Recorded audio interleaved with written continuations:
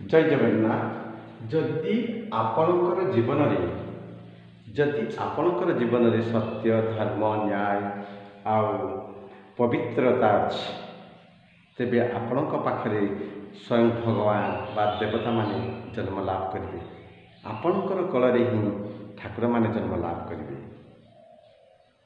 किपरि कहिबे ना देखंतु जेपरि कुंती कल कुंती सत्य एवं पवित्रता धर्मपरायण नारी होइथिबार तांकर कलरे भीम अर्जुन नकुल सहदेव सेमाने जन्म लाभ करछन्ति।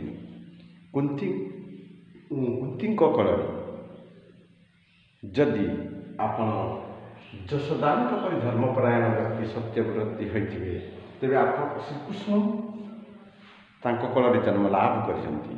सेहिपरि कौशल्या एक सत्यपरायण व्यक्ति होइथिबारु से तांको कलरे प्रभु श्रीराम जन्म लाभ करछन्ति।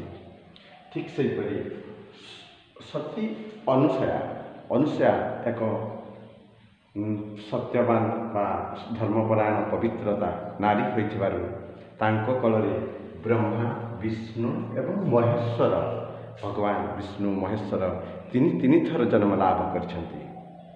तेणु जदि आपण पवित्रता धर्मपरायणता आउ कौन ना सत्य जदि आपणकर पाखरे थिबो आपणक पाखरे स्वयं देवता माने ठाकुर माने जन्म लाभ करिवे।